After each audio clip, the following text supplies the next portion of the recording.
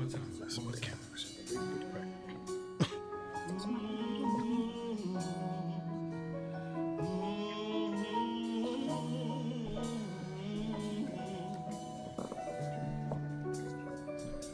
Just like the air is plentiful, flowers that bloom in multiples, grains of sand uncountable.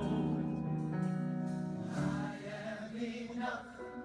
Just like the clouds so beautiful, like the earth, billions of people, stars in the sky innumerable. I know I am enough, and we sing I am.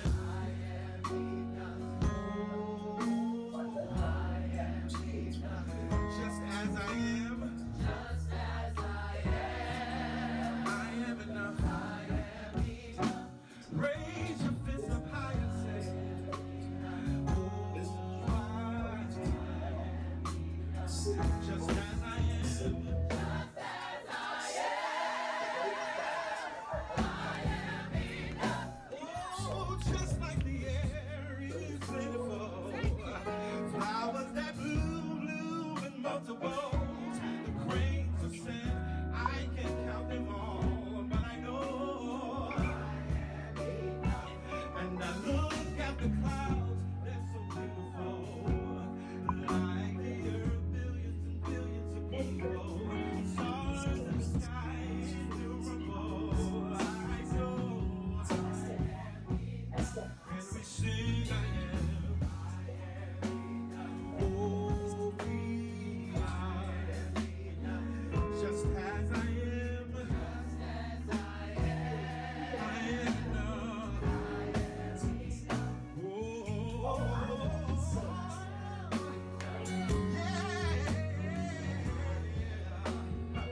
Just as I am. Just as I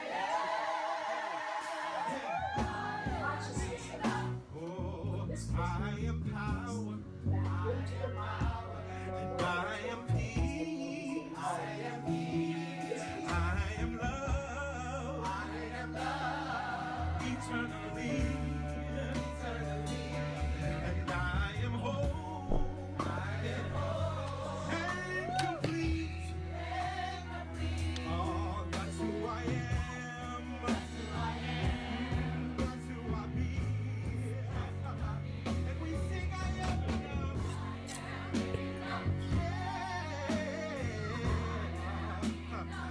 Just as I am.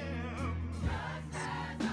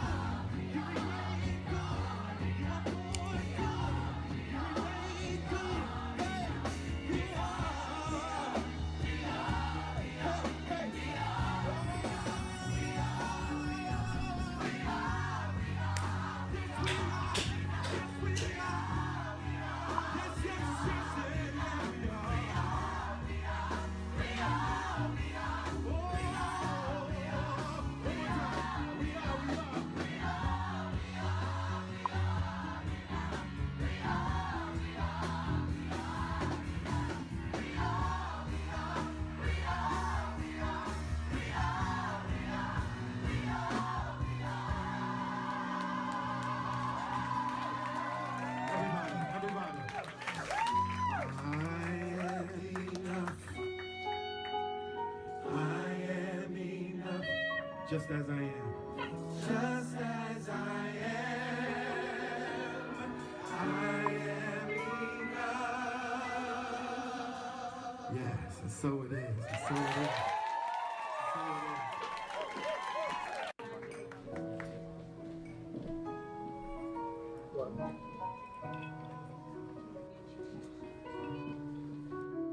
One more time. One more time.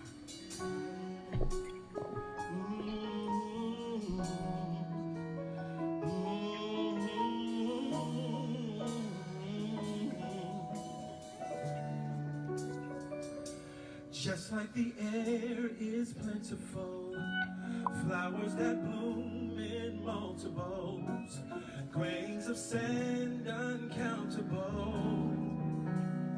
I am enough. Just like the clouds so beautiful, like the earth billions of people, stars in the sky innumerable. I know I am enough, and we sing I am enough. Oh, I am enough. Just as I am, just as I am, I am enough. Raise your fist up high and say, oh, I am enough. Just as I am. Just as I am enough. Oh, just like the air is plentiful, flowers that bloom in multiples, the grains of sand, I can count them all, but I know. And I look at the clouds, they're so beautiful, like the earth, billions and billions of people, stars in the sky, innumerable. I know I am enough, and we sing I am enough. Oh, we are enough, just as I am, just as I am enough.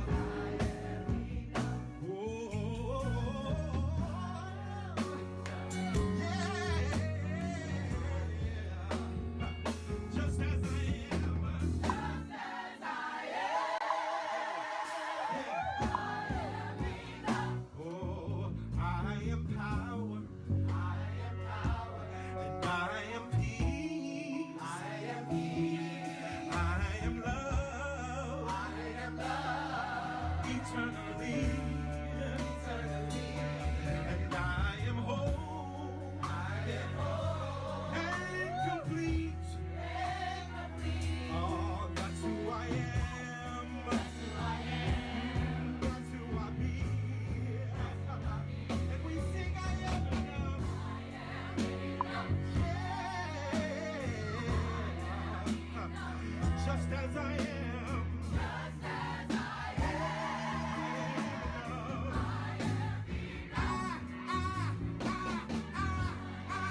I am enough. Just as I am, just as I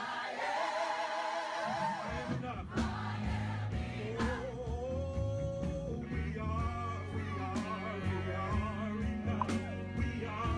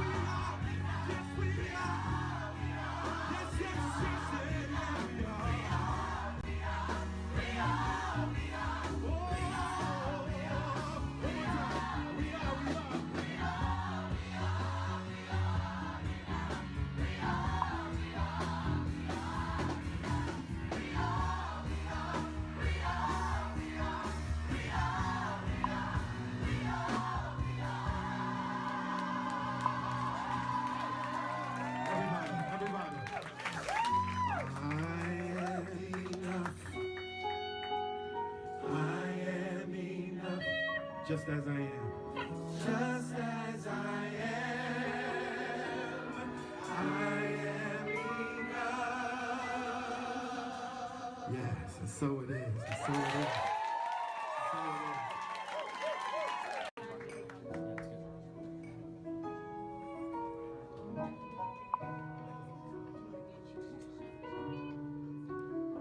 One more time. One more time.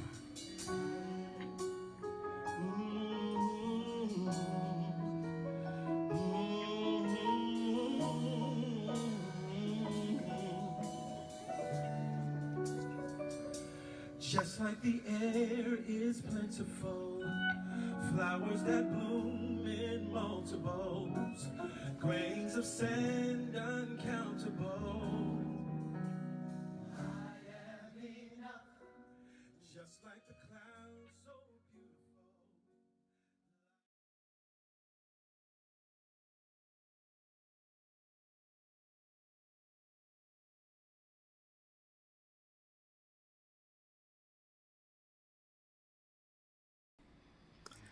Hello, hello, and happy Sunday. Good morning, everyone. It is good to be with you. It is good to see you. We see folks are in the building. Good morning, good morning. We see your comments are coming in. And so let us begin, as we always do, with prayer. And so I invite you right here and right now, wherever you may be, wherever you are sitting, whatever condition you are in, to take a deep breath in right now, deliberately. Breathe in through your nose. Exhale from your mouth.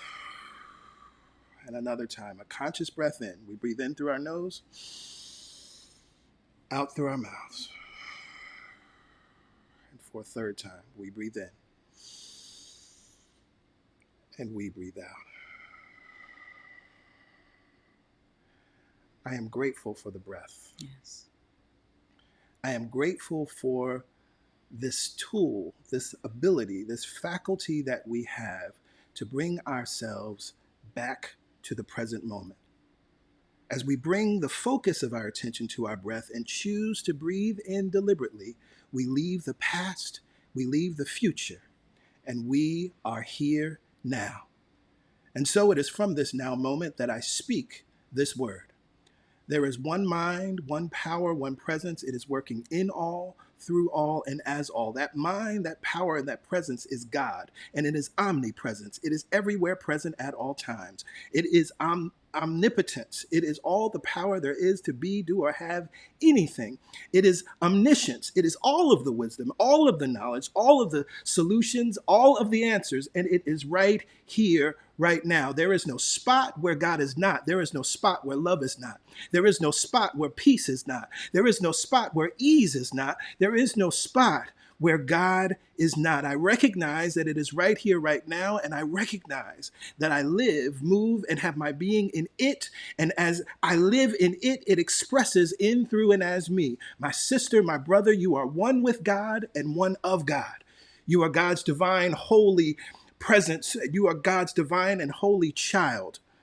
We are one with God and one of God. Divine, holy, sacred. We matter. And so it is out of this awareness, this recognition that God is, and this unifying thought and knowing that I am one with God and that you are one with God, I speak this word in faith. As we are speaking from this now moment, I know, declare, and decree that this time together is a time that is transformational.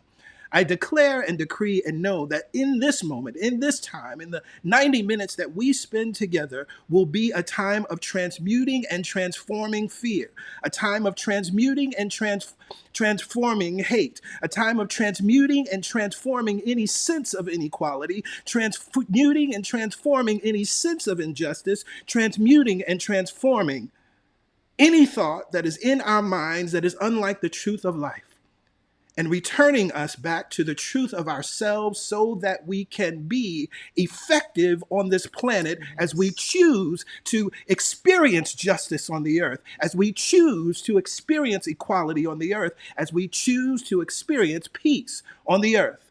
And it is so from this awareness that I pass the prayer. Mother, Father, God, I sit in the seat of transformation. I sit in the seat of awakened consciousness. I sit in the seat of the one mind, the one power, and the one presence. It is equally available here and now, not only to myself, but to the beautiful souls that have assembled themselves here right now. Right now, and right now, we allow transformation to take over our consciousness. We allow ourselves and our experiences to be awakened. In this moment, we are awake. In this moment, we are alive. In this moment, we are aware of the truth that lives and has its being in us. And so I declare and decree that the healing has already taken place, that the transformation has already taken place, that we will move from this place, this awareness, this moment, this now moment into a deeper expression of the love, extending it out everywhere we go, extending it out with every breath we breathe.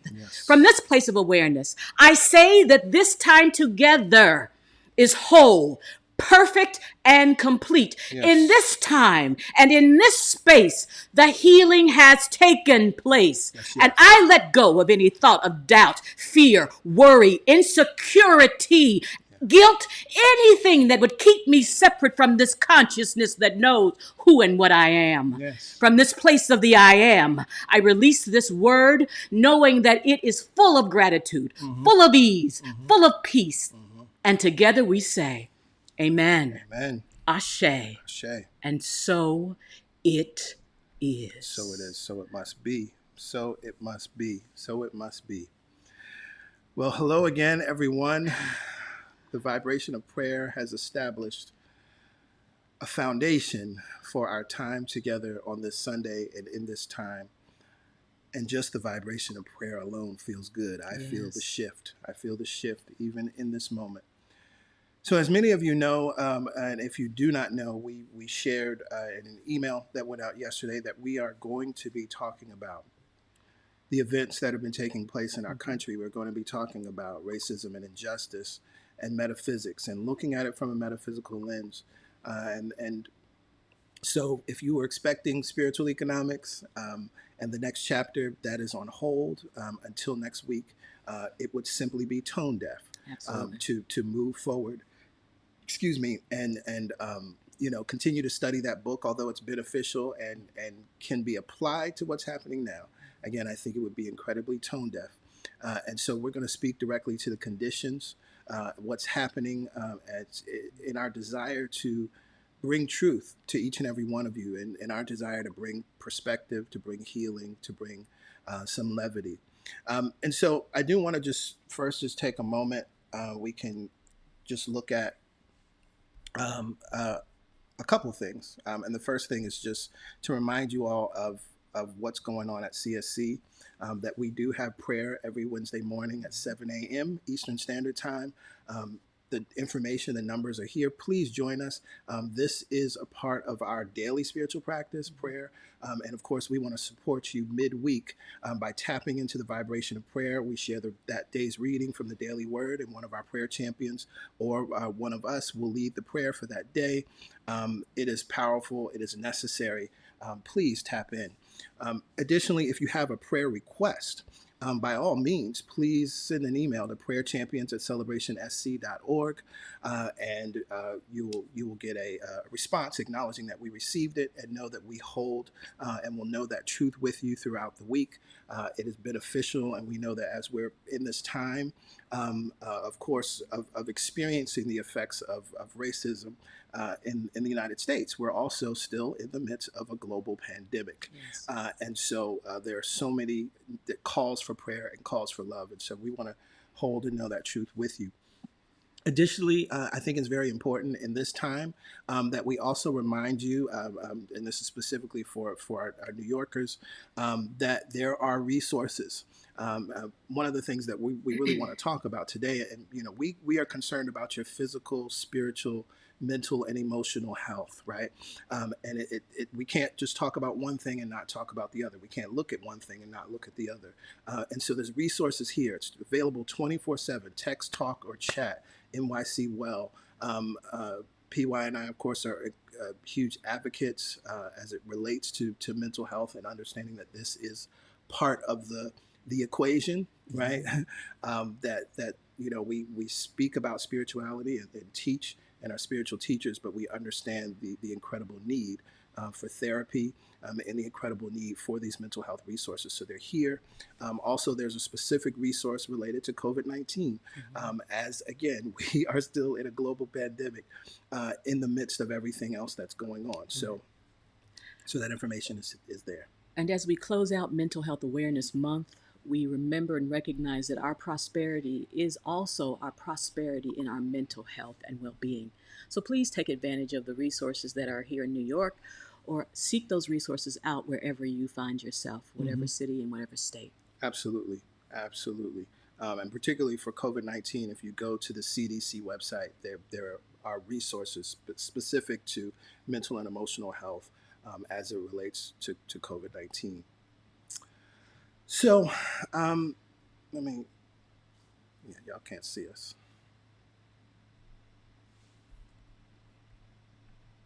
There you go. All right.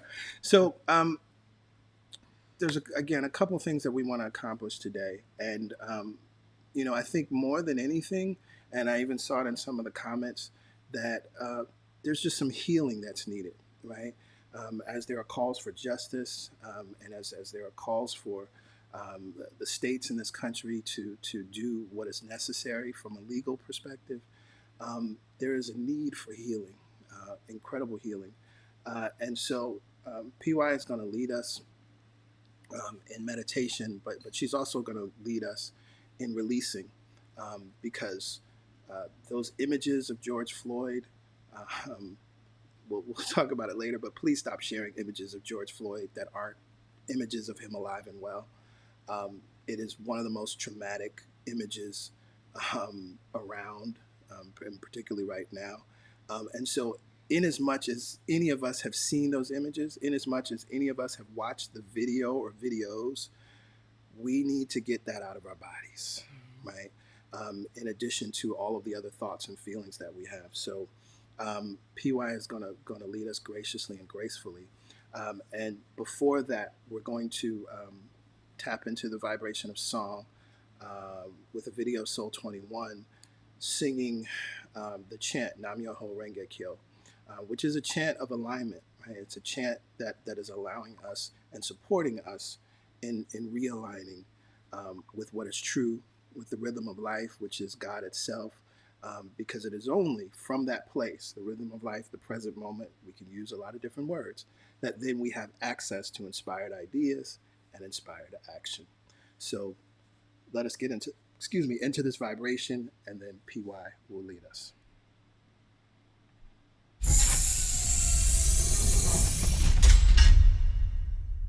When I think about what's happening in our world right now, there's an opportunity for us to shift the energy and consciousness and to realign ourselves with life, with love, with the good that is always expressing itself.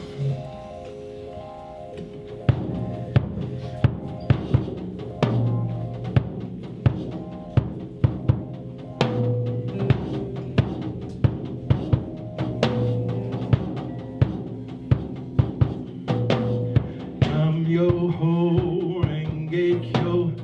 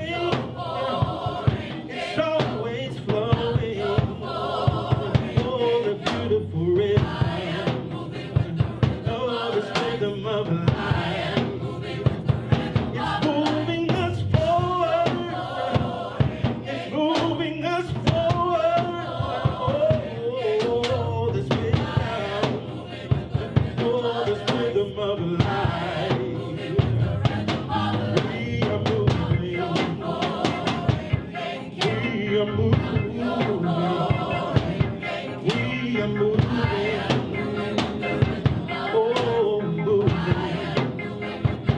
It's always flowing. It's always guiding. It's always loving. Yeah. Oh, the rhythm of life. We are moving. We are moving. Yeah. Oh, the rhythm of life.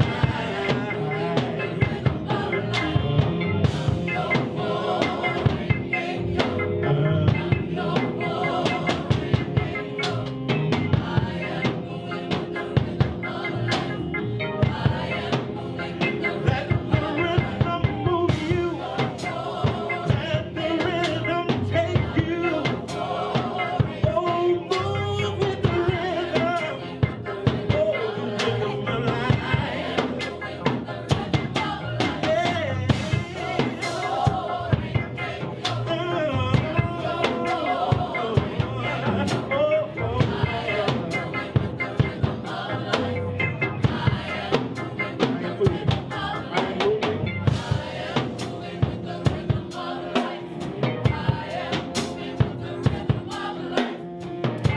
This is our opportunity to get in sync. We see the results of being out of sync. We see the results of being out of alignment. And so we are moving ourselves back into the rhythm of life. And the rhythm of life is loving. The rhythm of life practices equality. The rhythm of life is justice. Oh, the rhythm of life. I'm moving. I'm moving.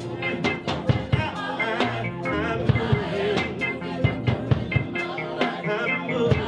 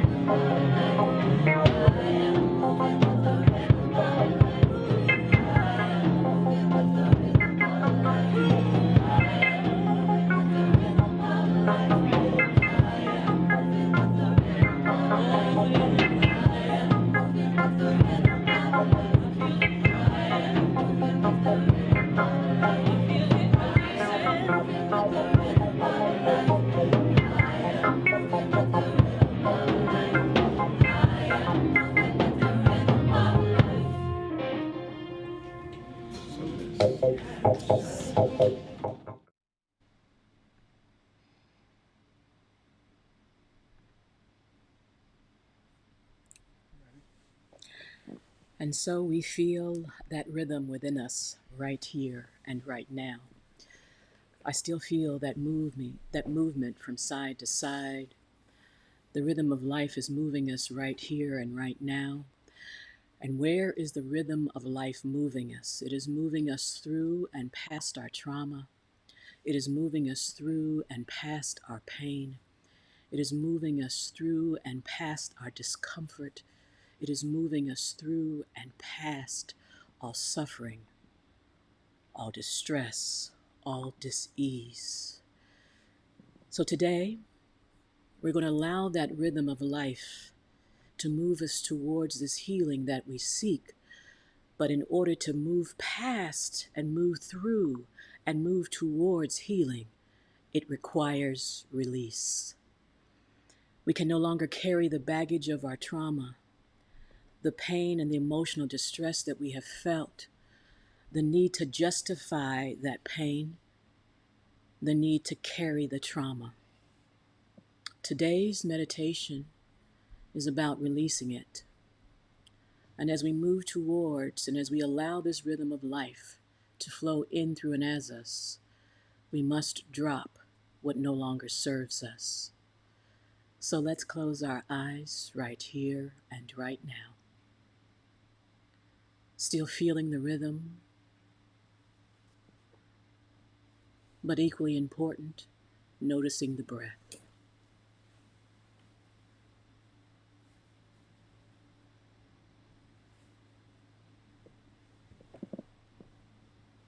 Noticing the breath.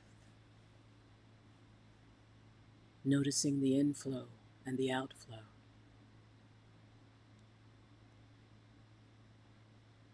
Noticing without judgment of how quickly or how slow the breath is flowing.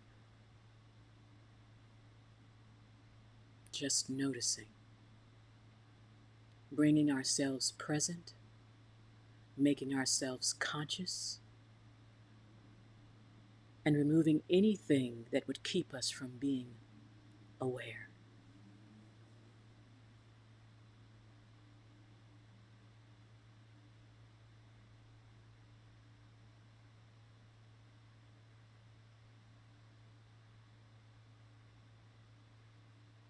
Noticing the space in between the sound.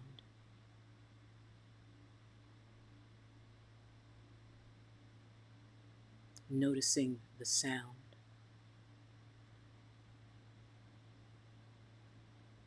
Noticing the sensation.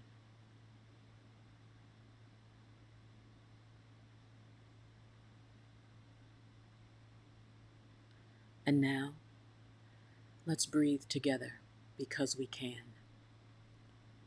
Bringing our focus to the low belly.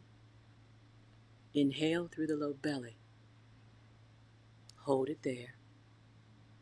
Open the mouth and release the breath and release the trauma.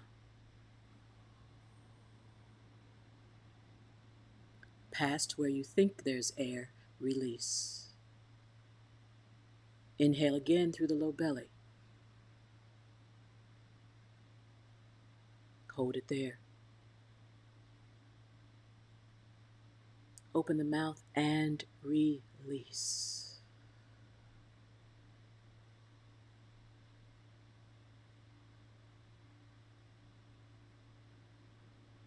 Moving the sensation of release up the body. Inhale, expand the low belly up through the rib cage, expanding the front and the sides and the back of this body. Hold it there. Tapping into any sensation of holding. Open the mouth and release.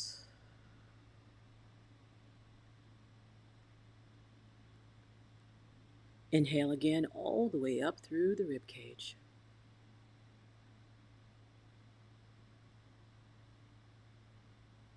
And release.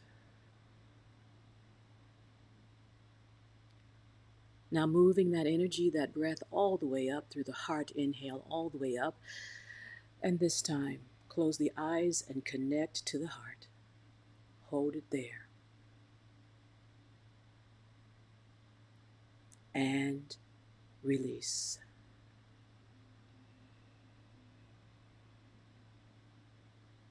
Again, inhaling all the way up through the heart. Hold it there. expanding across the chest, expanding across the back, expanding throughout the body. Open the mouth and let it all go.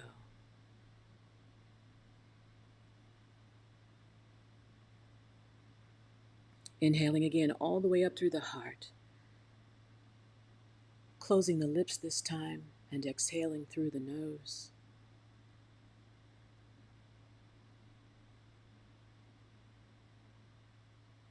Few rounds of this deep breath on your own.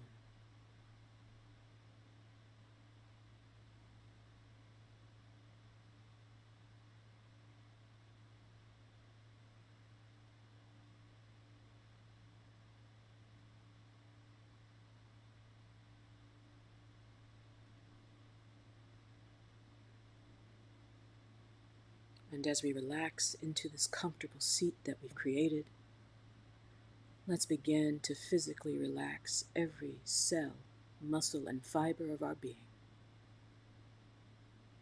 Beginning with the feet that have taken us throughout this journey. Bring the focus to the feet and relax the feet. Surrendering them to the floor, to the earth beneath, and to the core of consciousness.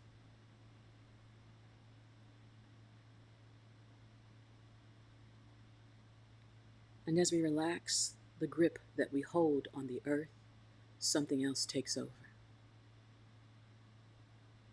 Allow that energy to flow up through the soles of the feet to the shins and the calves. Relax the shins and the calves.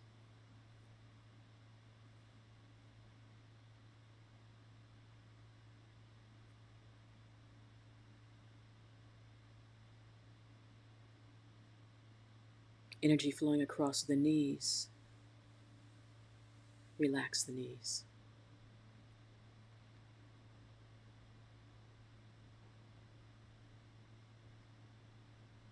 The energy of consciousness, of life flowing across the thighs. Surrender. Relax the thighs,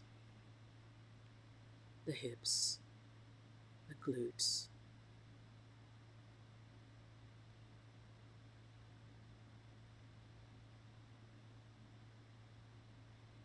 Energy gathered begins to ascend, transform, transmute, and release. Inhaling all the way up, feeling the energy collecting in the base of our spine, now traveling up. Visualize up, up, up, and out the crown of our head.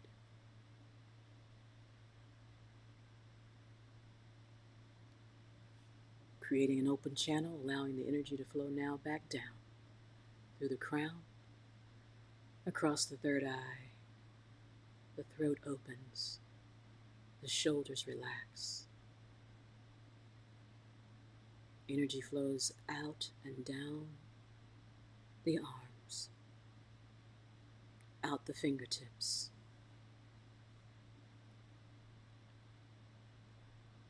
And today, we turn the palms up and relax them down. And notice the sensation of openness. Notice the security beneath us. Notice the breath that holds us.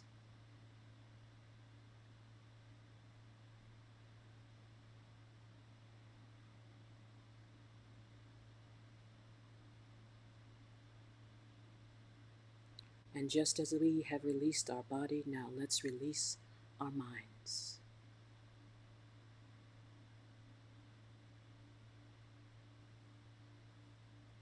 Whatever emotion, whatever trauma, whatever thoughts, whatever sensation that is here, allow it to be here now. You are safe to feel.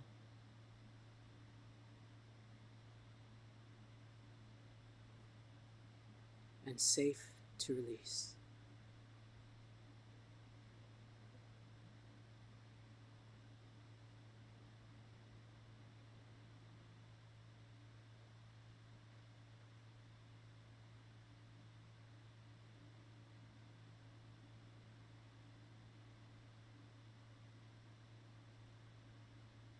And in our mind's eye,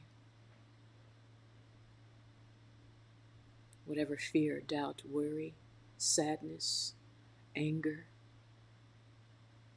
we place it in the heart center,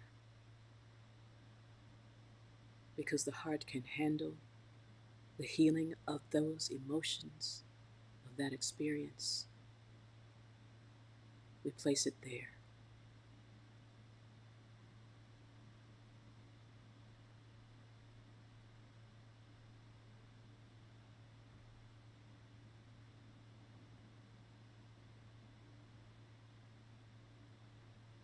And in our minds, we see it being consumed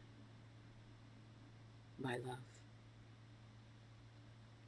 healed by love.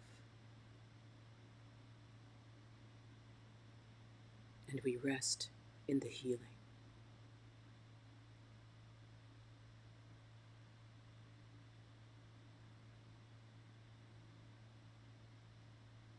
And as we go into our silent time,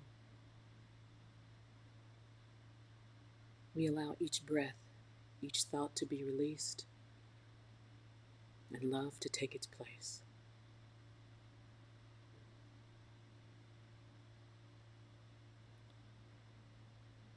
We rest in God.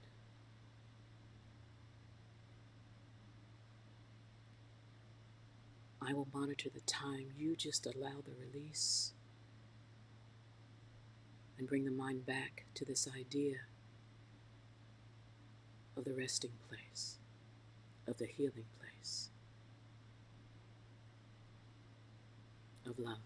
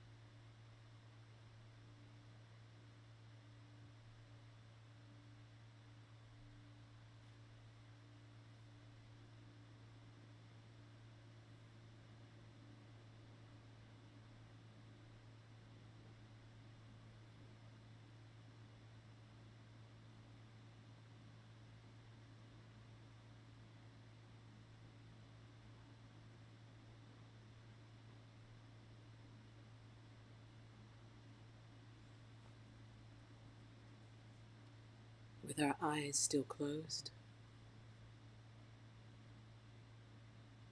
we notice any quiet, any peace that was restored. With our eyes closed, we remember the truth of our being. We rest in something more powerful and profound than the external conditions. Bring your left palm to your belly, to your third chakra, your Manipura, where the power is. And notice the sensation of transformation and power that sits and resides within you. Now bring your right hand, your right palm to the heart center, the chakra center of the chest, Anahata.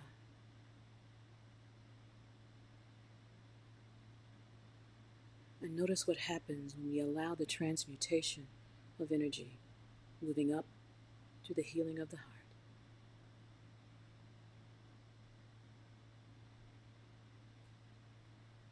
From this relaxed space, from this open place, we allow the healing of our individual selves and our mind, and the collective healing of our country and our world. We move with the rhythm of life that has now set in place and in motion healing, and so we rest.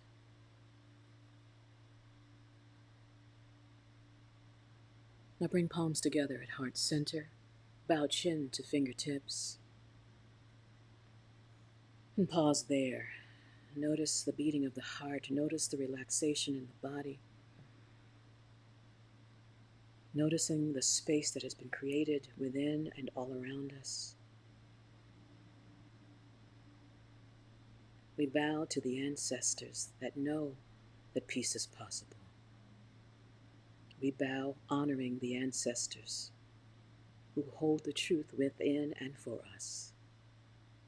We bow to the God that is us. Slowly flutter the eyes open, taking in a point on the floor in front of you. Inhale, relaxing the shoulders and raising the gaze, connecting to that power. Namaste.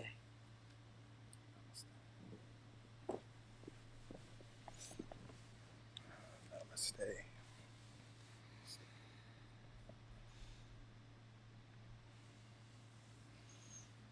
Yes, yes.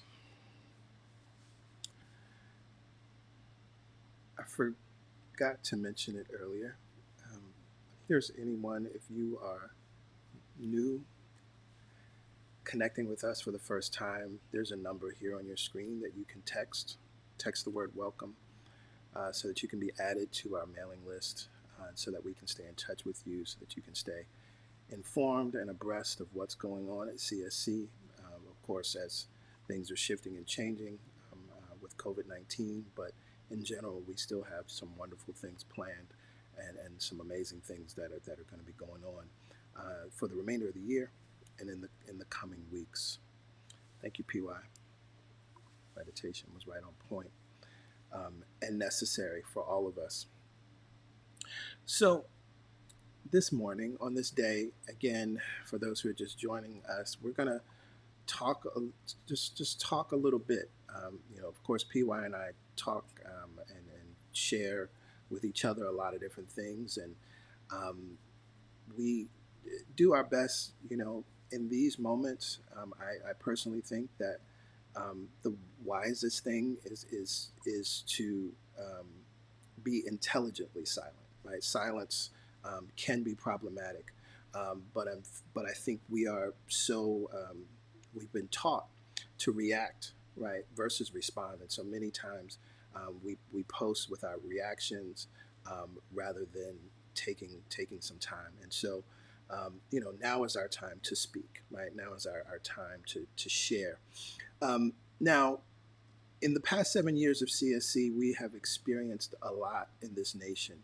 There are more names than we can name when we start to think about everyone, all of the brothers and sisters that have been killed, right? And then we start to think about the shootings at the Pulse nightclub, and we start to think about the shootings in the synagogues, and we start to think about the shootings in the schools. And so we've been in this, unfortunately, consistent process of speaking to these situations and these conditions. Now, we do have a playlist that's on our YouTube channel. And I encourage you to go check it out. Metaphysics, Racism, and Injustice. I can just share the screen just so you can see, so you know what it looks like, but just search for that. And there's a couple messages there. What happens when you believe a lie and illusions end? Those sermons I delivered directly related to the murder of Michael Brown, directly related to the aftermath in Ferguson, that in some ways is not unlike what we're experiencing now. All is Mind was a sermon that I delivered directly after the verdict, the not guilty verdict, in the case with George Zimmerman and the murder of Trayvon Martin. That verdict came on a Saturday night. That Sunday morning, of course, Saturday night, I shifted my sermon and preached that. Collateral Imagination, I believe that message was after the shooting at the Pulse nightclub. You Brought It With You was after the murders of Alton Sterling and Philando Castile. So I encourage you to go to those sermons and keep those in your vibration, because there's so much there. And of course, we can't cover it all today. And it just speaks to something that I think I've also said in the past, that, you know, at a certain level, I'm sick and tired of having to continue to speak to and address these issues, because we've continued to do it over and over again. You know, it's frustrating in and of itself. It's frustrating. But we want to more importantly, we want to provide some insight and levity and healing and understanding to each and every one of you. And, you know, first, just to all my Black brothers and sisters, we see you, we love you. You know, we wish we could hug you. You know, we are hurting, you know, we want to say it's a new way, but it's not, right? In just another experience, right? You know, it's important that we love each other. Mm-hmm. And I think that's part of what's even rooted in what we want to share today. As PY and I were talking this week, this idea, this question came up that you know, we want to ask all of you. Now, everybody may not be ready to hear all of what we want to say, but in as much as you are here, we know that you identify as a metaphysician. In as much as you are here, you believe in, practice, and make use of spiritual law. In as much as you are here, you believe that manifestation happens and you can use the power of your word and thought and belief to manifest, and all of these things, right, that we love and celebrate. And so the thing about it is, spiritual law, metaphysical principle is not isolated to stuff and things, right? It's not isolated to getting the lover. It's not isolated to, oh, I use this over here for my business. I use this over here for a car. I use this over here for $1 million. Spiritual, metaphysical law is always in operation in all areas of life. And so we can't divorce ourselves from that. We can't. And so the question that we have for you today, and kind of one of the places that we'll speak from, is, did you forget your peace? Did you forget your peace? Because what it appears to be happening when I look at many things that are being posted and shared, consciously and unconsciously, we left peace at home and then got on Facebook. Right. We let peace at home, right? And then went out in the streets. But I think the other part of that is, the only reason we would leave peace or forget our peace is because we are still in need of fully understanding that peace is power. Right. I'm not talking about kumbaya. Nope. That ain't power. In most cases, that's BS. When I say peace is power, peace starts and comes from within, out of that place of peace that you have access to on a daily basis. That is the place where the inspired idea comes in. That is the place where inspired action must be spurred from. Did you forget your peace? And the beautiful thing about this question is that we can ask ourselves this question not just in this moment, but in any moment that we find something of unease, something of unrest within us that is clouding our ability to be conscious in the moment. Mm-hmm. I must have forgotten my peace because I'm seeing something external that feels threatening, that is causing emotional distress, and on, that is re-triggering trauma, that is also re-triggering my desire to prove that I am worthy. Peace knows that it is worthy. Peace knows that it is free. And peace knows that it is the most powerful place to view anything from. Yep. You know, I shared it the other week. I don't remember which week it was when we were in the spiritual economics class. And it was kind of it was the awareness, or the new awareness of it was happening in the moment. We talked about the story of the stilling of the storm with Jesus. And there's a couple things that are important. One, I love, if you go to the text, so often we hear and people just say, peace be still, right? That's a mantra, an affirmation, a statement, peace be still, peace be still. But if you look in the text, it's peace and a period. So it's not one sentence, peace, comma, be still, or just peace be still. It's peace, period. And then a command, be still. And the thing that I said there, in the same way that if Yolanda was not here in this apartment, I wouldn't call out her name because she's not here. She's not going to respond, right? What Jesus was demonstrating and doing in that moment by saying peace, he knew peace was there. You can't call on something that does not already exist. And then out of my awareness of the presence of peace, that is how I can speak to a storm and say, be still. But what we are doing out in the world, and it's because of the way we're taught, and let me say this at the outset if I didn't say it before, we don't shame or blame anyone that's protesting. We don't shame or blame anyone that's in rebellion. We understand exactly why it happens and how it happens, right? We would never live in judgment of our sisters and brothers that are hurting, right?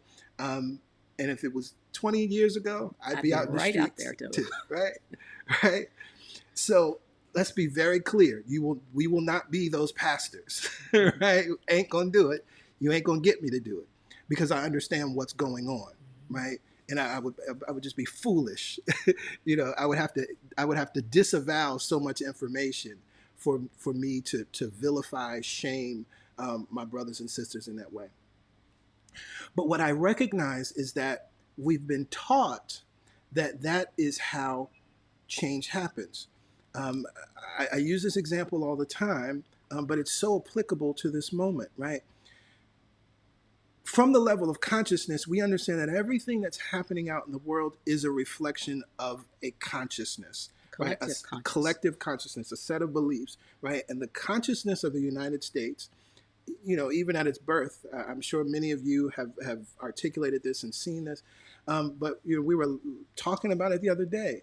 Literally, the thing that spurs the American Revolution was rebellion, rioting, and looting, right? Destroying property that didn't belong to them, right? So, you know, again, it would be naive to not acknowledge that and understand that there's a consciousness in the United States of America and globally, but specifically the United States of America in this context, that is pervasive, right? It's pervasive. And so we have to unlearn all of these things that we've taught to believe that these are the ways that change happens. But from the level of consciousness, what we must understand is that we have the ability that we must shift from the non-physical, from the mental, and that is how we experience the external. And so the example that I wanted to give was when you look at yourself in the mirror, right, and there's something that you see in the reflection in the mirror that you want to adjust, you don't go to the mirror and, oh, let me draw over this because I don't see any hair in the mirror. So let me draw, let me draw some hair. Let me draw a wig, right? Let me draw an afro. And so then now I'm looking at myself and it's like, oh yeah, right? We don't do that, right? I would have to make a change here on the source that's reflecting into the mirror. And because again, the vast majority of folks aren't here yet and don't understand that, this is why we continue to push and push and push and don't get the results that we want. And what we must understand when we talk about consciousness, we're not talking about the consciousness. Mm-hmm. We're actually speaking about the collective unconsciousness, mm-hmm. the collective sleep, the mm-hmm. collective fear, the collective that we've all experienced is just now being awakened so that it can become conscious. And so while we use these teachings to manifest cars, houses, and homes, it is imperative for us to stay awake in consciousness about what is happening and use our collective power within us to change this internal, this thing that is underneath it all, this undergirding of fear, this undergirding of trauma. Seek ye first this kingdom, this consciousness, and let it arise within you so that you can express it. Absolutely. Absolutely. The collective consciousness, the collective peace, the collective love that was inspired to do certain things in the past, something else is being called for now. Yeah. And you know, I love Joseph Campbell articulates, right? The virtues of our past become the vices of our present.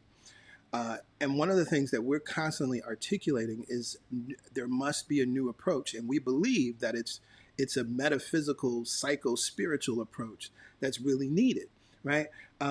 Because we have been taught, and when I say we, I'm talking as Black people right now, because we're taught to honor the history. We're taught about the marches. We're taught about the beauty of all that happened. And of course, Pastor Yolanda and I have been reflecting so much. We literally would not live the lives that we live had it not been for the things that our grandparents' generation did. And I'm forever grateful. And yet I recognize that, that only took us so far. And yet I recognize that there were some blind spots. Hence why Martin Luther King said, I fear that I have integrated my people into a burning building, right? There were blind spots that we thought integration was the absolute solution, that the passage of the Civil Rights Act in 65 and the Voting Rights Act was the ultimate solution. But we see that there are the blind spots. And so one of the things that's necessary now and why the work that we do, I think, is so critical and important is because Black folk, we did the sermon series on it. Our focus must be on our wellness versus our wokeness. Because we don't seem to be aware, even just in the small thing of how much trauma is perpetuated in sharing, as I spoke of earlier, sharing the image of George Floyd with his neck down on that street, with that cop's knee on his neck, being murdered. Let alone the video. Just the still image alone is traumatic. But we're at a place in time of understanding. Two books I highly encourage you to read. You've heard us mention them before. The Body Keeps the Score. That's one. The second, Waking the Tiger. I think that's Peter Levine. Right? Both of these are texts that are supporting us in understanding how trauma works and how trauma gets stored in the body. And Waking the Tiger, I love how trauma can be released. And The Body Keeps the Score, the same thing. And so this requires us to start thinking differently about what our activism looks like. And our activism has to be for self, not to convince anybody outside of ourselves of our worth and value. Right. And I feel that for many people, the posting of the images is a way of trying to convince an other who cannot even hear or see you right now. See, this is why I feel the way I feel.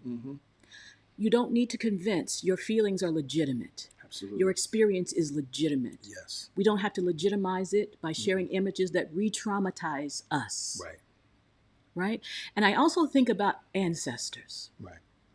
And I think, what would they want us to carry forward in our DNA? Would it be the trauma of the past, or would it be the excellence that accelerates us into the future? I think about my grandmothers, and I would see them now sitting their baby. That's not why I did what I did, experienced what I experienced, for you to carry that piece of me. What you carry of me is my creativity. What you carry of me is my power. What you carry of me is my passion. What you carry of me is my love. You don't carry my trauma. It's not yours to carry. It's not yours to carry. And so we must do the things that lay down the trauma and activate the peace within us. We have to do that. That wellness that we speak of is not how many yoga classes you can go to. That's important. Right. It's not how many retreats you can go on. It's the wellness of your well-being that has always been there, that has been covered up by the trauma that we experience and keep perpetuating. Right. We don't legitimize. We don't have to prove our worth and our value. When those ancestors set their way to the north, they had nothing with them. Let that be a symbol for the nothing of the trauma that you no longer take forward. Right. They couldn't take possessions. Right. So we now let go of the possession of our collective trauma.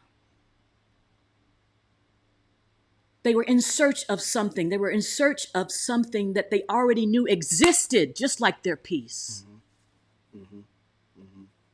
Right. And so this is why I continue to quote our dear brother Casey Gerald, right? I've seen so many people sharing that biting, searing quote from our dear ancestor James Baldwin, right? To be a Negro in America, right? To be a Negro in America and conscious is to be in a rage all the time. Casey Gerald says, "Sorry, Jimmy, no. We have the opportunity in this incarnation to live in that place," as Casey Gerald writes, that to be a Negro and relatively conscious in America is to be in perfect peace. See, I get it, and I'm looking at some of the comments. There was a yeah, but there, and I get the yeah, but. And this is where, again, I'm talking to you as metaphysicians now, and if you're not ready to hear it, that's fine. It'll be here later, right? We've been saying the same thing for 7 years. We have to first, and this is why the question about did you forget your peace? See, we have to come back to some fundamentals about how our emotional response to anything is an indicator of our thoughts and our beliefs. This is why I love that lesson from A Course in Miracles. I am never upset for the reason I think. Put any emotion in front of that, in there, right? I am never in fear for the reason I think. I am never fearing for my son's life for the reasons that I think. And so part of what that happens, that there's another lesson that says, I see only the past, right? So what the first thing that happens, there's a present moment experience that happens, but it takes us back 1619. We go through that whole history from one incident, not negating the incident. The incident is murder. Let's be clear. The incident is murder.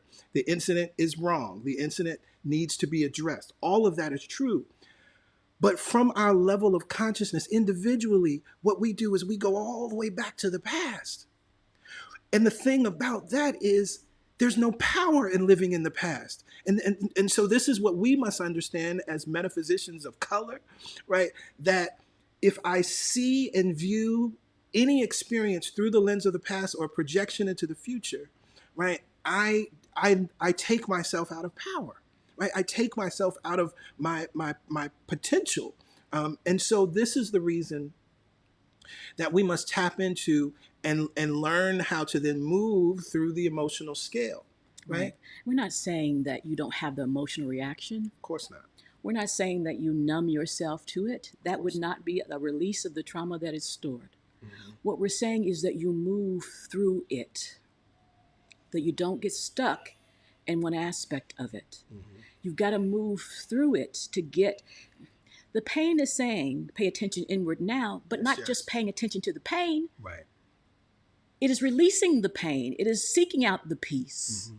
It is knowing that that's underneath it. We think that the pain is all there is. Mm-hmm. But until we release it, we cannot get to the peace that's underneath it, that's trying to push itself to the surface, not just in our individual lives, but collectively on the planet. Yes, there are things that we have been denied and have denied. And now this is pushing its way out and away so that we can get back to our peace. Yeah. And everybody on the planet is not where you are in consciousness, and that is okay. It's okay. Why do you think you're here? Yeah. Yeah. Yeah. And this is the consciousness that Jesus exemplifies in that story. whether it's a factual story or whether it's a symbolic story. Really doesn't matter, right? Because the teaching applies, right? That he was the one with some sense.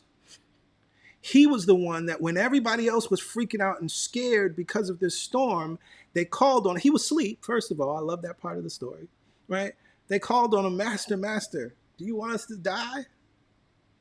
And what did he do? He accessed his awareness of peace. Out of his awareness of peace, he commanded the conditions. And that's the part that is so necessary right now. Change is absolutely possible. This moment is just as ripe as every other moment has been for perfect, pure joy, equality, justice, a way of living and a way of being in this country that we've never experienced before. It's this moment is ripe for it, just as ripe as any other moment.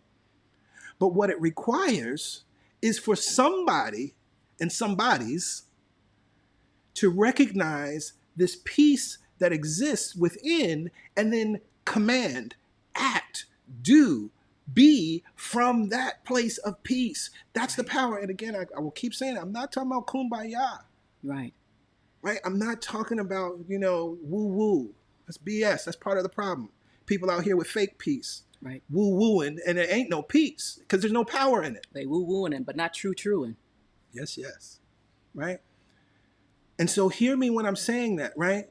That this place of peace that we're talking about is a place of power that can support you in commanding the conditions, right, to conform to your vision of life and society. Right. So we're moving from the reaction, because the reaction, the feeling, the sensation in the body, in the mind, in the experience is legitimate. Mm-hmm. We're moving from reaction because, as we're seeing now, reaction is in respect to something out there. And what we're also finding out is a lot of things that are happening out there are not even things that are related to us. Mm. There are things that are being manufactured to keep us in the reaction as opposed to the response, to keep us in the fear as opposed to the peace, to keep us in the pain, to keep us in the struggle, to keep us in the fight, as opposed to coming back to the peace, and that be the lens through which we act. Mm-hmm.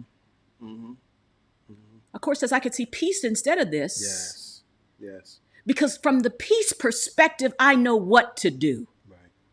Right. If I go out from the rage, I know what has been done before. Mm-hmm. If I go out from the peace, I open to a new possibility. Yeah. Yeah. Yeah. Right. Does that mean that I just stand in harm's way and let some? No. Mm-hmm. It means that in the present moment, I will know what to do, but I'm coming from the peace. Mm-hmm. I'm coming from the power that is within me. I'm coming from the worth and the value of what I am. Mm-hmm. I'm not coming to convince you of what I deserve. Right. Hell no. I'm coming from the power that my ancestors had. Yes, yes. And so let's talk about accessing this peace, right? This inner peace. And this is the other part of we've been conditioned to respond to the world in a way that's not beneficial to us.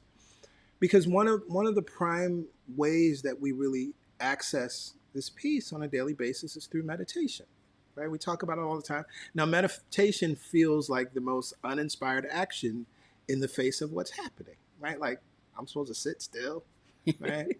like really, right? That's what y'all want me to do. Yeah. Like, sitting still is going to change governments, right? Sitting still is going to stop another brother or sister from being murdered. And so this is where I think it's important for us to educate ourselves. Now, in the message, I think it's Illusions End, I shared and talked about what is documented, right, in terms of transcendental meditation. There was this beautiful study that was done. It was in 1993. In the 90s, DC was considered the murder capital.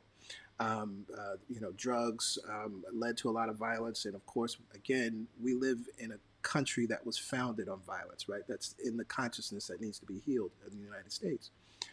And so thousands of meditators who practice transcendental meditation came to Washington, D.C. in the summer. One of the other things, what does stats tell us about summers in large cities, right? That tensions flare, violence can sometimes escalate. This is part of what was articulated in Do the Right Thing, right? Spike Lee's classic film. And long story short, they were able to reduce the murder rate by 20%. The only thing that happened were these meditators got together and meditated consistently at the same times every day in waves. Now, from the level of consciousness, we understand why and how this can happen. If you want to learn more about it, there's a beautiful book called Permanent Peace, which really outlines how this was even done in countries that are experiencing war.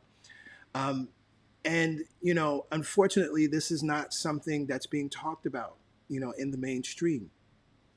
But meditation in and of itself has the power, and collective meditation, to actually shift things without manipulating things, right?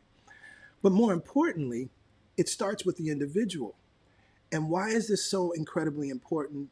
Again, for Black people right now, and this is one of the reasons we're have a conversation coming up with the David Lynch Foundation to talk about greater advocacy for African Americans learning TM and removing all barriers to learning, the cost of learning, is that what's documented and true is that one of the things that happens through the practice of transcendental meditation specifically, but meditation in general, is it strengthens the link between your prefrontal cortex and the amygdala, right? So it's supporting you in moving out of a fight or flight response. It's supporting you in moving into that place where when something happens outside of yourself, you have access to your peace. You have access to, oh, okay, there's something that I may need to respond to here, but I'm not going to forget my peace. I'm not going to leave my peace at home. And it is out of that that I'm able to respond. It's out of that that I'm able to choose, right? Because part of what's happening, you know, folks that are may be violent in their protests right now, those aren't necessarily conscious acts. Like, oh, I want to destroy my neighborhood, like, you know. And so there's this conversation, like, well, why would you destroy your neighborhood? Like, nobody's consciously doing that, right? And part of that is because of living in the fight or flight space, right? When you're in fight or flight, if there's immediate danger, if there's a lion running after you, you don't really think, you just run, right? And you would tell the story, before I could even think, I started running. So we have to understand that that's the mindset that so many people are in right now. And there's a physiological reason for that. We also understand, literally, being African American, being Black in this country, there's no Black person that you can measure. There's high levels of adrenaline and cortisol running through their veins and their blood, in our bloodstream, on a daily basis, right? Which indicates the level of stress, right? And so meditation actually literally helps us reduce the levels of cortisol and adrenaline, so that you don't have a brother that's 20 years old with a heart of a 40-year-old, because the heart has been, just from the stress, has been beating and acting and reacting from a place as if he was running all the time, right? And so meditation gives us access to that. And we think about it just as a people.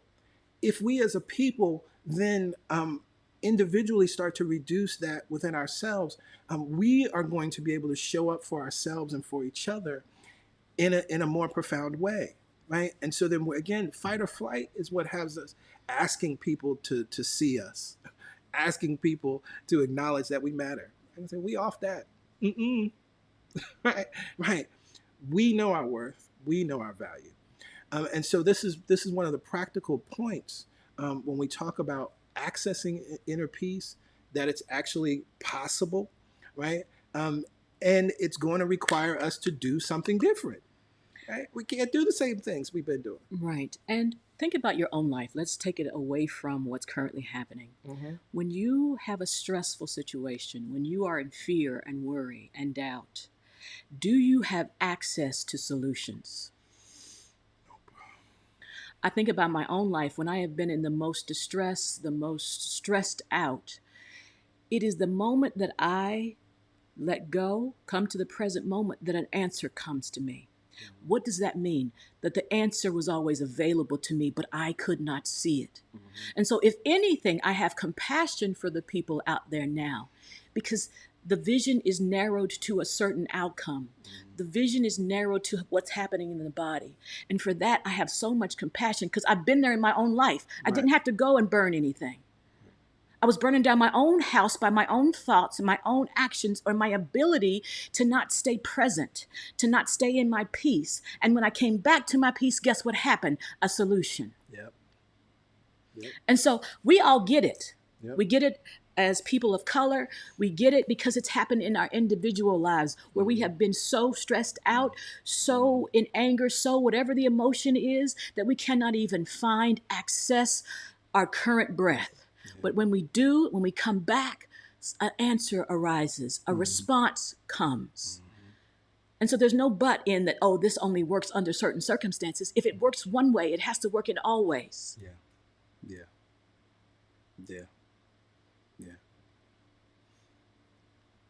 And so metaphysicians, this is our opportunity, right?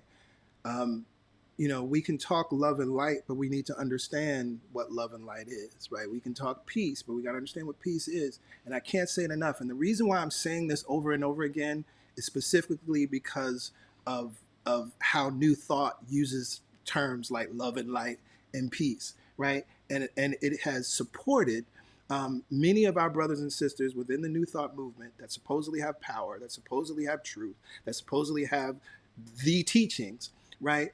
In being silent, in turning a blind eye to what's going on, in living in their glass houses of love and light, thinking that they're protected, right? And so it's incredibly important that we must understand. First of all, love as a power versus force. There's another book to read because it's something that informs a lot of what we're talking about. And I mention it I refer to it in the sermons, Power versus Force by Dr. David Hawkins. Love is power, but we got to understand what we're talking about. Love is not an emotion. Love is not sentimentality, as Reverend Michael Beckwith loves to say, right? I'm not talking about mushiness. Again, I'm not talking about woo-woo. I'm not talking about kumbaya. I'm talking about love as a power, because first we have to understand one of the most beautiful principles about love is that it's unconditional. It's never swayed by what's going on outside. This is why the beautiful piece in Corinthians is so powerful, right? Love is patient, love is kind, right? Love does not envy, love does not boast, right? It holds no record of wrongs. Again, this is why I say from the place of love, this is why I will not judge my sisters and brothers, right? Mm-hmm. Right? I understand the whole picture. I think that David Hawkins writes about that at the level of consciousness of love, that you look at the entire picture. It's easy to zoom in and say, oh, why are you doing that? That's bad. But if you see the whole picture, you'll be like, oh, I understand why that's happening, right? And through my loving understanding, I can love you back to a place in consciousness that will have you operate from love. And what are we talking about love? Love is unity. And as metaphysicians, love means I'm connected to the source. I'm connected to my power. I'm connected to the peace. And so when I say love, I say connection. Right. When I say love, I say power. When I say love, it's not just a hug or a kiss. It is tapping into the power that created me and never changed its mind about me. No matter what people out there think of me, I know who and what I am because I'm connected to the unification, the unifying force, the power. And from that place I act. I don't sit back and say, oh, I see no color. We are individualized expressions of the one. So there is difference, but there is no difference in the mind of love. Exactly. It doesn't focus in on difference. It sees that each of us has power. Right. It sees each of us as equal. It sees each of us as creative. It sees each of us as a force to extend itself on the planet. Yeah. That's the love that I'm talking about. Right. That's the unified field that we're operating from. Right. That's the place where the answers are. Yeah. And so those people that shroud themselves in kumbaya, I'll stop there. Right. There's a lot of delusion in that, you know. Because we're not condoning what's happening in the world, but we're also not turning a blind eye to the need that is being awakened within us for our consciousness to go to a new level. And from our consciousness, we act from a new level. Absolutely. So I think, on a practical level, it's important that each of us individually make sure that we remember our peace, that peace is within. And so what that looks like and can look like on a daily basis might not need to be on social media too often, right? It's trust me, it's real easy, right? There's a couple folks I wanted to cuss out this week based on what I saw on social media. Right, based on what we saw. Right? Real talk. So that meant that Pastor Greg needed to get off of social media, right? and come back to what was true, right? It definitely might mean, watching the news or which news outlets you watch, you want to minimize. And then more importantly, as you sit still, as you get quiet, again, the inspired ideas. I was, sitting this week and sitting in it. And then, an inspired idea came to reach out to Bob Roth. He immediately responded. Again, we have a conversation happening this week. And I'm excited about what's taking place and is going to take place as a result of this advocacy, right? And as a result of articulating the powers of meditation in a way that I think can be understood by our folk. Right. I think when we had this was a couple of years ago, we had an intro talk for transcendental meditation. And I remember bringing up that point because the TM teachers are trained to talk about, your cortisol levels and adrenaline, are lowered in meditation. But to bring the two and two together, to understand that the cortisol and adrenaline levels in most African Americans are very high, which then leads to the high blood pressure, hypertension, blah, blah, blah, blah, blah, all of that stuff, right? Not necessarily what we eat. That's another conversation. But making that connection that, if we as African Americans start to use this technique, we begin to heal ourselves. Right. And as we begin to heal ourselves, we heal our families. As we begin to heal our families, we heal our communities. We create unity. And we're starting to heal the stress and trauma that's in our bodies. Then we can respond. Because the other piece, and I think it was Killer Mike talked about this Friday night. He was asked by Atlanta Mayor Keisha Bottoms to speak. And he said, now is the time to plan, strategize, and organize. You can't do that from a stressed out mind. You can't, right? You can't. It's literally impossible, right? Because here's the thing. History has shown certain responses. We are expected to respond a certain way, and we keep falling into the old paradigm of how we react. It's not response, it's reaction. Right.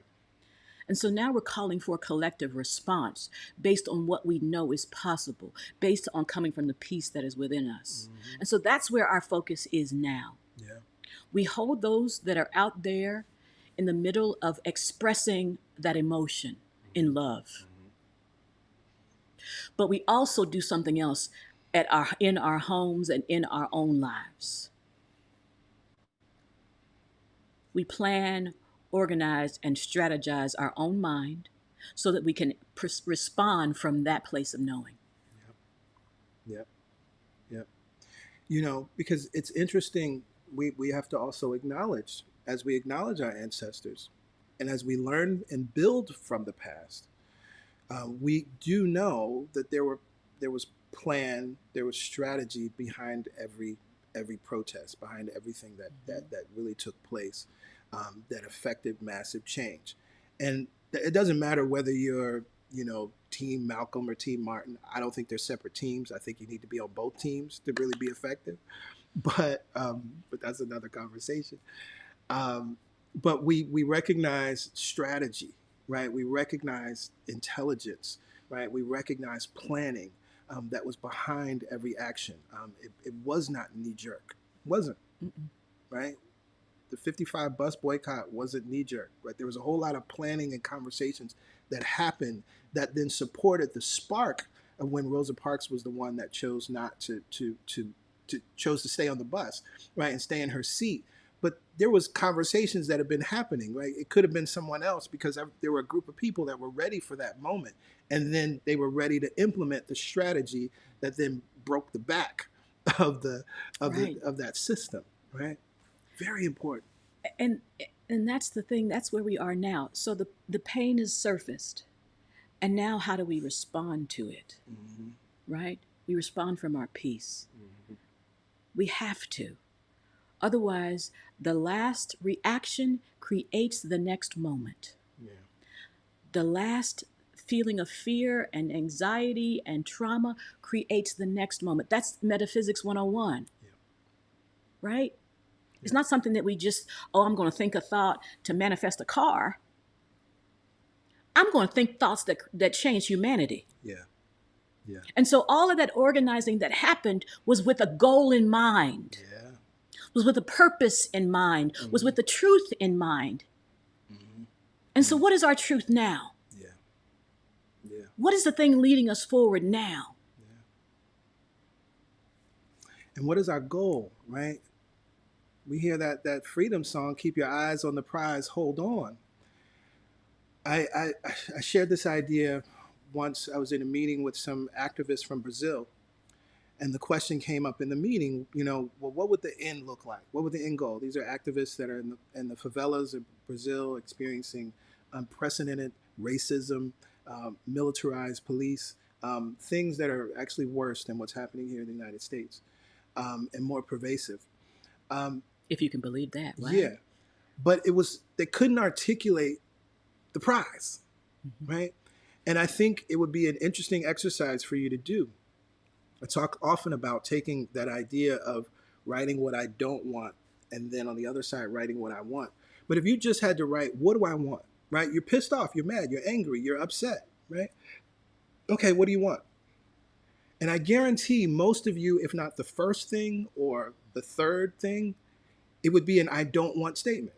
It would be, I don't want black men to be killed. I don't want black people to be killed in their homes by the police. I don't want police in general, right? These are the things that you would probably think and what most people would say. But as I said, Metaphysics 101, the universe, the language of life of God is yes and amen. So whatever it is that you're talking about or focusing on, that's what it brings into your existence. And not to judge you or punish you. It is only responding. It is simply responding. So if we're in the I don't wants, it just says, oh, yes, I don't want. Right. And so I highly encourage you to take some time this week in one of your days of journaling is to get really clear about what are the I wants. And right. And sometimes you got to get the I don't wants out first. Right? Because that's what's really happening right now in our country. There's a collective getting out the I don't wants right now. And it makes complete sense because you've got to let go of that to get to the clarity, to get to the peace. But us as metaphysicians, we know what to do. We get straight to what we want. Exactly. And that's what we focus on. And that's without looking at the conditions. Keep your eyes on the prize. Hold on. See, the conditions, everything, it didn't happen overnight, right? And even when it appears to be overnight, nothing happens overnight. That's why we talk about making sense of meditation, the seed, the soil, the tree, the fruit, right?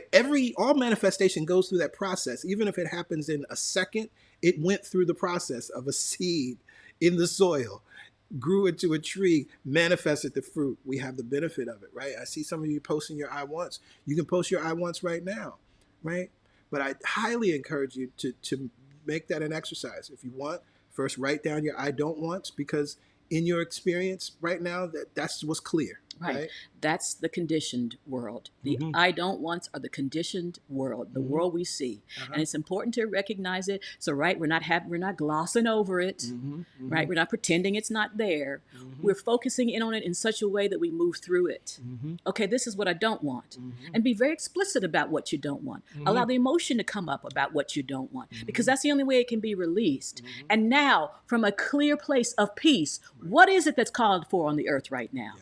What is God's idea of itself as my life, as this country, as this world right now? Yep.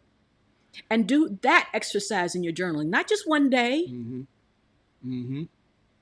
not just because it felt good in the moment, and then you you turn on your Facebook or your whatever social media and you go back to where you were. Right. I keep my eye on the prize. Yes. And the prize is just not being able to walk around on the planet. That's a given. Yeah. Yeah. Right? So let's up the desires that we have, right? So it's not just that I can walk free. There's something else, because freedom is inherent to me. Yeah. What else am I being called to ask for? Right. What else am I being called to live as? Right. Beyond We've accepted little. Right. We've accepted this much when the universe says you're worthy of it all. Yeah. What is its idea of me and my life beyond what I thought I wanted? Right. What is it? Yeah. I want to see Black men and women thrive. Thrive, not just live. Living is inherent in what we are. Thriving is different. That requires a whole movement in mind from surviving to thriving. Yes. That's what we want. Yeah. Right. And thriving at every level. Thriving at every level means we have equal, unfettered access to healthcare. Thriving at every level means that everyone is being paid a thriving wage. I ain't gonna say a living wage, right? Right. We're already alive, y'all. Right. When we start to think about thriving, what is it that I desire? Right? Absolutely. And what that does is it incites something within you, not rage, power and possibility. Because when you keep your focus, your faith on what is wanted, something gets activated. Ideas come forward. Joy comes forward because it knows that it's extending itself on the earth in a new way, a new powerful way. Yeah. There's another thing that I think we have to address this afternoon, and it's the power of our word and the power of our words, right? We as metaphysicians, we as New Thought folk, we love us some affirmations. We love Louise Hay. We love Florence Scovel Shinn. We love so many people. Catherine Ponder. We love them all. Right? We love these affirmations, and they support us. And we love it because we understand the principle behind it. The affirmation in and of itself is not a magic wand. But we read in Proverbs, right? The power of life and death is in the tongue. Yes. And so I encourage you, you're going to forgive yourself and set yourself free right now. But if you've been out here affirming, I can't breathe, stop it. Please do not affirm that. If the power of life and death is in the tongue, if you believe in the power of affirmations, if you believe and are practicing and writing down words have power, and that's why I write these down and that's why I affirm them, why in the world would you be out here affirming over and over again, I can't breathe? And again, levels of consciousness, levels of awakening, right? Everybody is not there, but you are. Yeah. So, I said this when, with Eric Garner, I posted it. It's on Instagram, Facebook, right? I shifted, I can breathe.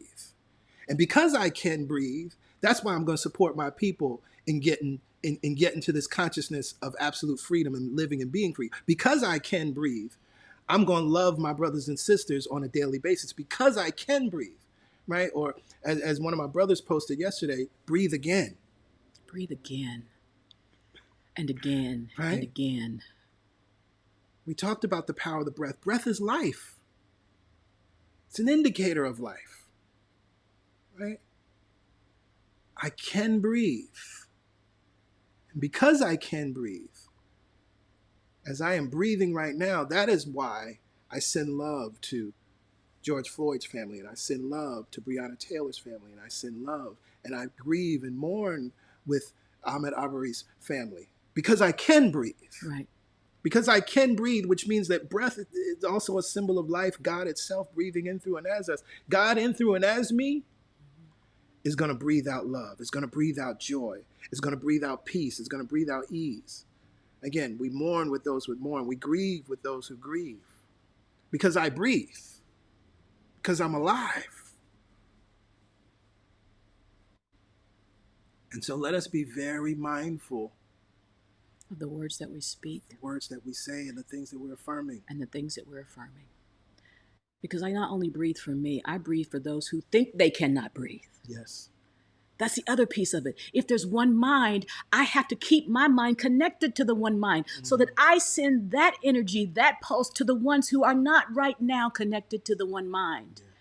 in their thinking, the ones who think they can't breathe. I breathe for them. Absolutely. I breathe for them. I breathe for their power. I breathe for their knowing. I breathe for their awakening. Yes. I breathe knowing and seeing them the way that God sees them. Absolutely. The way that life sees them. Yeah. And not only are the ones that are out there saying, I can't breathe, it's also the ones that are agreeing with it on the other side, that are trying to take the breath. Yeah.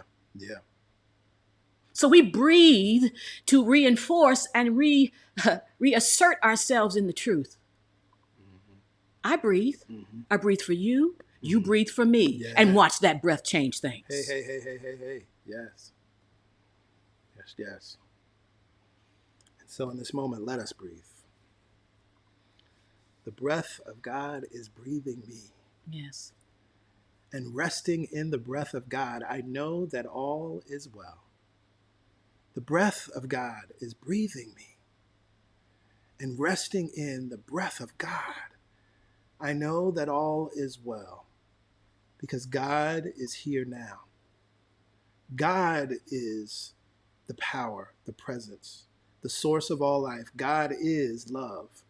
God is peace. God is joy. God is protection. God is security. God is a comforter, and God is the great nurturer. Yes. And it is here now. I am one with this power and this presence, and you, my sister and my brother, you are one with this presence and this power. For you are an individualized expression. We are individualized expressions of this one. So as God is right here, right now, and neither comes nor goes, I know beyond a shadow of a doubt that I am comforted now as the comforter is here. I am nurtured now as the nurturer is here. I lay down in the arms of God and I let God heal me. I lay down in the arms of God and I allow God to whisper in my ear, Black brother, you're beautiful. Black sister, you're beautiful. Black brother, you're powerful. Black sister, you're powerful. Black brother, you're brilliant. Black sister, you are brilliant. Yes. You have always mattered. That's why I created you. Yes. I desired for you to be here on this planet. That's why you're here. Yes. I desired to experience myself as you on this planet. Yes. You are powerful. You are brilliant. You are beautiful. You are amazing. You have always mattered. I hear the voice of the nurturer and the comforter speaking to each and every one of us, reminding us of the truth of our being, reminding us that peace is right here, right now within us. Yes. And so it is from this place of peace that I allow inspired ideas to fill my heart and my mind and spur me into inspired action.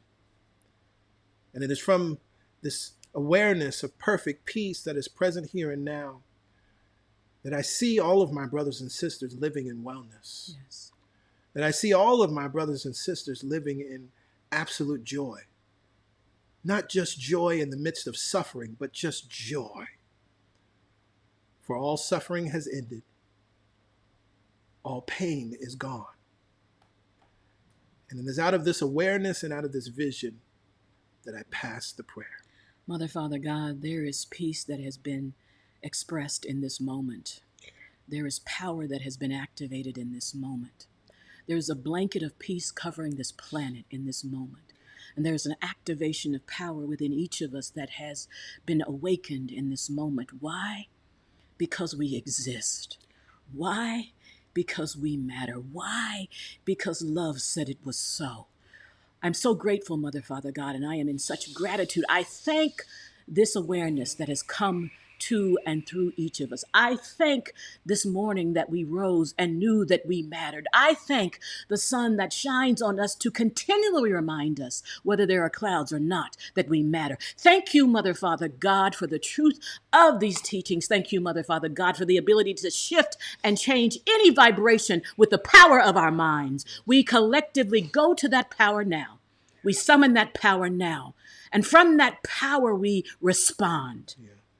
And from that power, we breathe. Yeah. And from that power, we act. And from that power, we love. And from that power, we allow healing to take place. Yes.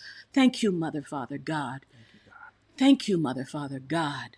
For I know that as I speak these words, they have become more than just thought. They have become formalized in my consciousness and in my life and in the lives of everyone here.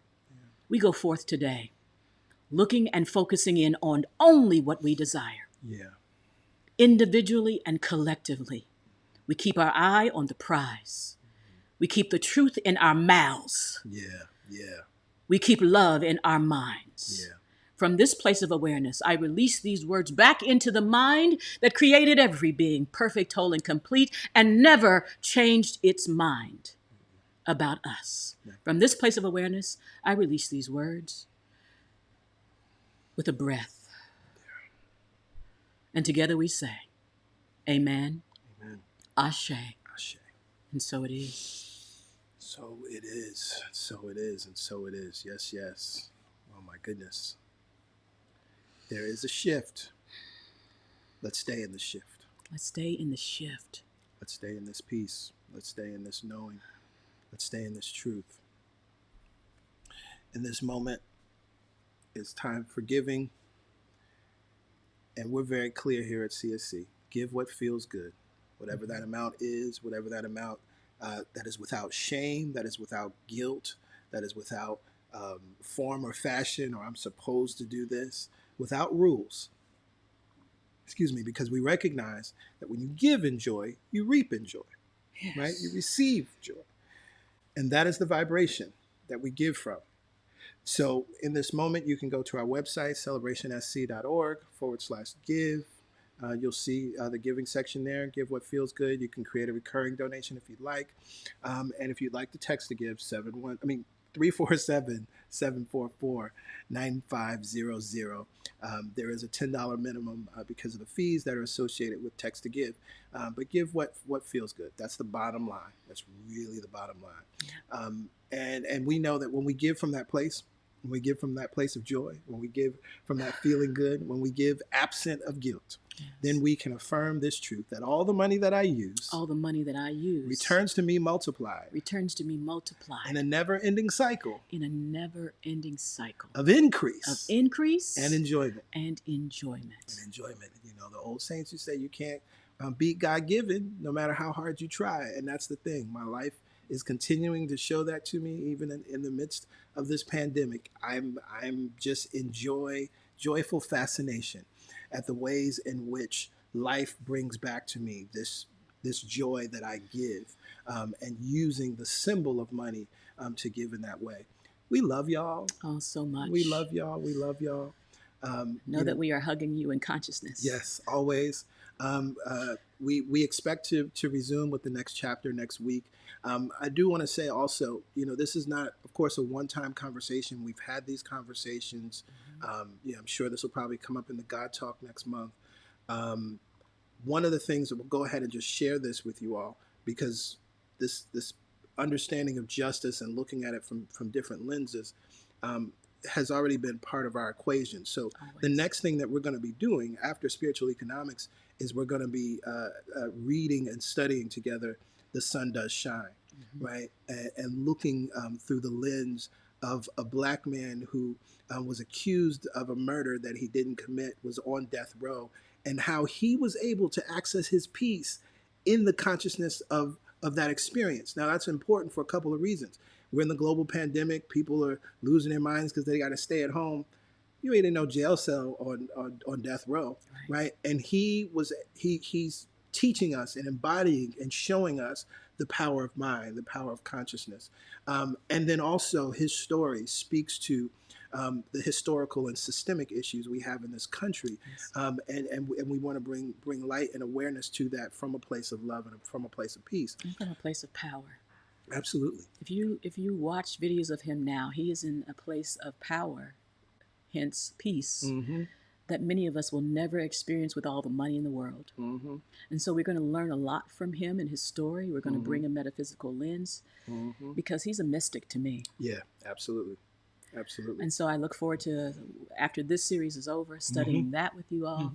As we always are, we're always out in front. Yep. So we're all trust that we already know where this boat of CSC is going. Yes, yes. All right, y'all. So please enjoy the rest of your Sunday. Enjoy the time. Enjoy the weather safely, or whatever that looks like for you. Mm-hmm. And of course, we'll see y'all online next week or throughout the week. We'll see you on the prayer call or connect with you on the prayer call Wednesday morning, 7 a.m. All right. Love you all, Love beautiful y'all. souls. Look at yourself today and think about how beautiful you really are. We love you, beautiful souls. All right. Bye for now. Bye for now.